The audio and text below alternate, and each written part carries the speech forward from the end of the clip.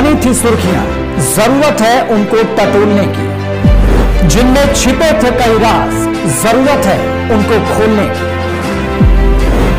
जख्मों की डोर से घटनाओं के शोर तक, किसी को अपनों की तलाश, अब होगा राज का पर्दाफाश, क्योंकि हम लेंगे खबरों की खबर।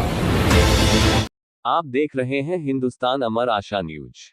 आपको बता दें, छत्तीसगढ़ से बड़ी हैरान कर देने वाली घटना सामने आई है, जहां 1200 बच्चों के ऊपर मंडरा रहा ओपन कास्ट खदान बरतुंगा का खतरा।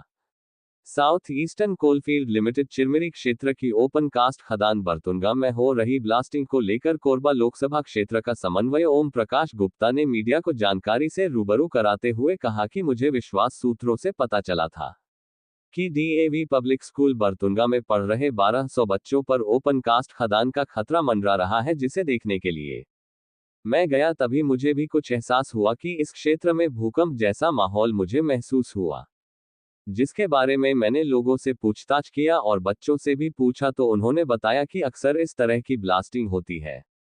यह कोई भूकंप नहीं है, यहाँ ब्लास्टिंग होती है कोयला निकालने के लिए। समीपस्थ खड़े स्कूल बस के ड्राइवर, स्कूल के चौकीदार और स्कूली बच्चों ने इस घटना के बारे में मुझे बताया, जिसे मैं गंभीरता पूर्वक लेते हुए संबंधित विभाग को इसकी जानकारी से अवगत कराया।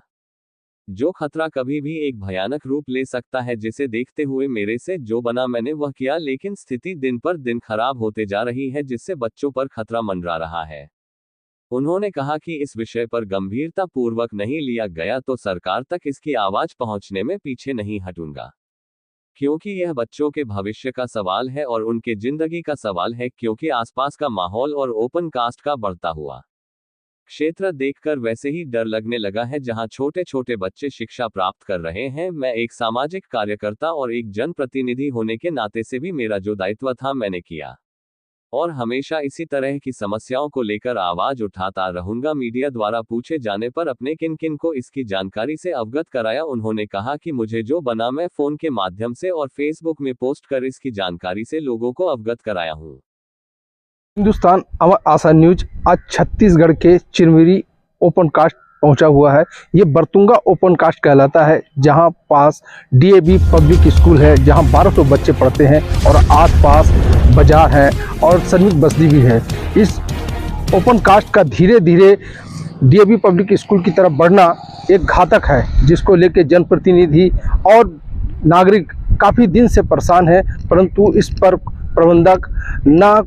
प्रबंधक ध्यान दे रहा, न यहाँ के जनप्रतिनिधि, जिसके चलते 1200 बच्चों का भविष्य कभी भी खतरे में पड़ सकता है। देखते रहिए हमारा न्यूज़ चैनल हिंदुस्तान अमर आशा न्यूज। हम चिरमिरी के बरतुंगा ओपन कास्ट पहुंच चुके हैं, जिसका सीधा नज़ारा हम आपने दिखाने जा रहे हैं कि ये डीएवी पब्लिक स्कूल के कितने करीब पहुंचा हुआ है और ये स्कूल की इमारत भी हम आपको दिखाएंगे। ये जो डीएवी पब्लिक स्कूल जो ओपन कास्ट के कितने करीब पहुंच चुका है और ये इमारत देखेंगे डीएवी पब्लिक स्कूल की ये इमारत है, जहां 1200 बच्चे पढ़ते हैं और ये स्कूल बस भी खड़ी है, जिसका सीधा नज़ारा आप देख सकते हैं। और अभी तक प्रबंधक इस संबंध में सजग नहीं हुआ तो आने वाला समय कभी भी घातक हो सकता है, जिसको लेकर जनप्रतिनिधि भी अब इस बारे बोलने लगे हैं। देखते रहिए आगे का हाल। बरतुंगा ओपन कास्ट का ये जो मामला आज दिन पर दिन जोर पकड़ते जा रहा है, जहां पास डीएवी पब्लिक स्कूल है, जहां 1200 बच्चे पढ़ते हैं, जिसको लेकर यहाँ के जनप्रतिनिधि भी काफ़ी जागरूक हो चुके हैं और बार बार ये मांग कर रहे हैं कि यहाँ दिन पर दिन खतरा बढ़ रहा है। और ये ओपन कास्ट का एक दृश्य दिखाने जा रहे हैं, इस जो कि दिन पर दिन ये डीएवी पब्लिक स्कूल की तरफ बढ़ रहा है। देखिए इमारत भी है और यह समीपस्थ बाजार है, कॉलोनी है और बसें भी खड़ी हुई है और इससे जुड़े मार्ग भी हैं। और जहाँ पास कई बार ऐसी जगह है जहां पर ज़मीन फट के जहरीली टाइप की गैस निकलती है, जिससे कभी भी लोग प्रभावित हो सकते हैं, जिसका एक सीधा नज़ारा हम आपको दिखाने जा रहे हैं। जो सीधी तस्वीर आपको हम दिखाने जा रहे हैं, देखते रहिए आगे की दृश्य। आपका नाम? मैं ओम प्रकाश गुप्ता। आप कांग्रेस में किस पद में हैं? मैं कोरबा लोकसभा का समन्वयक हूँ, पूर्व जिला कोषाध्यक्ष। आप डीएवी पब्लिक स्कूल क्यों गए थे, क्या वजह?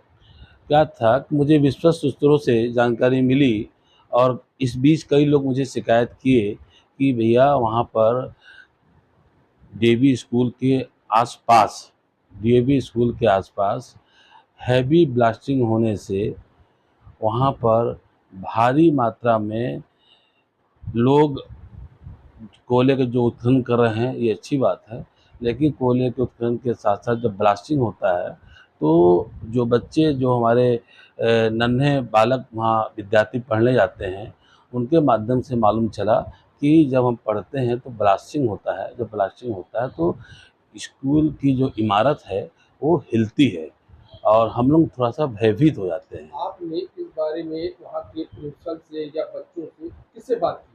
वहाँ पर मैं सबसे पहले चौकीदार से बात किया, उसके पश्चात जो स्कूल डीएवी स्कूल में जो बच्चों को लाने और ले जाने का कार्य करते हैं, ड्राइवरों से मेरी बात हुई और ड्राइवर ने बताया कि जैसे हम लोग यहाँ आते हैं, बच्चों को उतारते हैं या बच्चों छुट्टी होने के बाद बच्चों को अपने गाड़ी में चढ़ाते हैं, तो अक्सर कई बार ये देखा गया है कि ब्लास्टिंग होता है और ब्लास्टिंग होने पर हमारी जो वाहन है, वो भी हिलने लगती है। इस संबंध में आप वहाँ के प्रिंसिपल से या वहाँ की जो कमेटी उनसे बात हुई क्या आपकी? मैं इस दौरान फ़ोन में बात किया तो उन्होंने कहा कि हाँ, किनसे बात हुई? प्रिंसिपल से मेरी बात हुई फ़ोन में जी, जी। और वहाँ के जो स्टाफ है उनसे भी मेरी बात हुई। उन्होंने कहा कि क्या कहा? उन्होंने कहा कि हाँ, जब ब्लास्टिंग होती है तो इमारत डीएवी स्कूल की जो भवन है वो हिलता है, जिससे थोड़ा बच्चे आप जब गए तो वहाँ ऐसी कोई स्थिति थी क्या?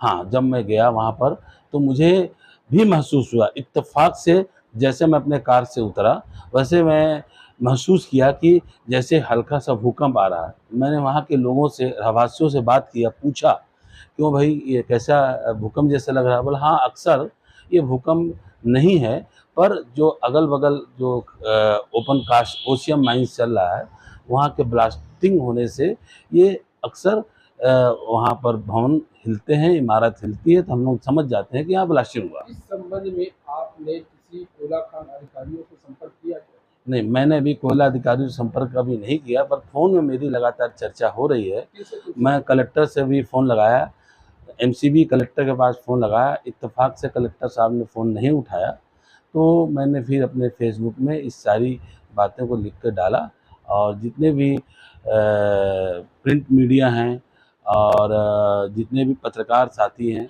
उनको भी मैं बात बताया कि इस चीज़ को उठाइए, क्योंकि जो नौनिहाल बच्चे हैं और वहाँ पढ़ने जाते हैं और छोटे-छोटे बच्चे भी डरते हैं और महसूस करते हैं कि इस इमारत को हिलने से भयभीत हो जाते हैं। धन्यवाद आपको।